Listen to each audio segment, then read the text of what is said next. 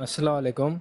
Walaikum assalam. Brother, my friend asked me, will my prayer be valid if I carry notes in my pocket since it contains idols and photographs? Well, the question that most of the people, when they offer prayers, they have some money in the pocket. And almost all the money have got some picture, some photograph of some personality. And when he's offering me that money in his pocket or in the wallet and he offers salah, is it not shirk? So he's always thinking, isn't it haram to carry money and pray?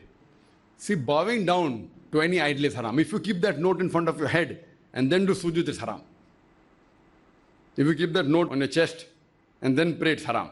But if you keep it in your pocket, imagine the backside it is.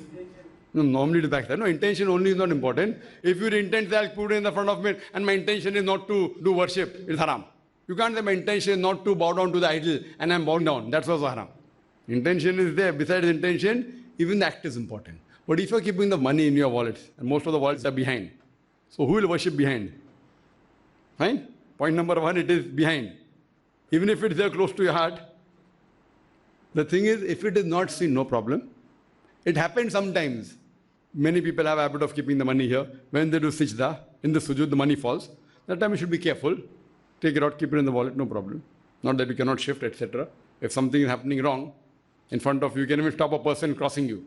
Hadith says. Stop him, even if you have to fight with him. Fine? So something like that happens. It happens something you have in your pocket which falls down and it's a photograph.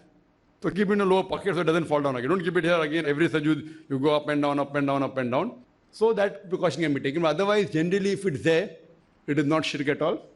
You can very well offer your salah. As long as it is not exposed, it's not in front of you, and it's not exposed. It's maybe hidden. Somewhere, no problem. Hope that answers the question. Are there any questions, sisters?